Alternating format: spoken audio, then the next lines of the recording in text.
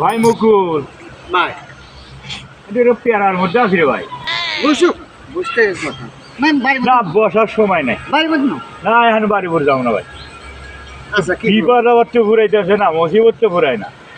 কি হইলো কেউ বেটাগারে কত রকমের মুসিবত এসতেছে, কাম কাজে গেলে মুসিবত আছে, আবার বছরতে মুসিবত এসতেছে।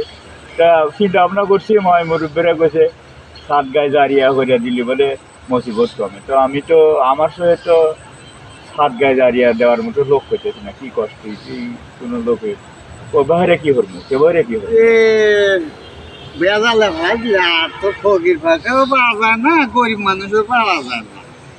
তে আমার জানা মতে আমার শোনা মতে দেহেও এসতে আছি কিছু সরকারি আমলা কামলারা আছে যে তারাই না সাত গাছ খা।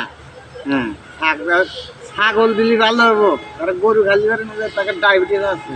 কি ভয় কি এটা কথা বললো নাকি বহুত। হ্যাঁ হচ্ছে কথা করতে আছে, যদি না শুয়ার বাবা মানে পার্সেল ঘুরে দাও তাও খাবি।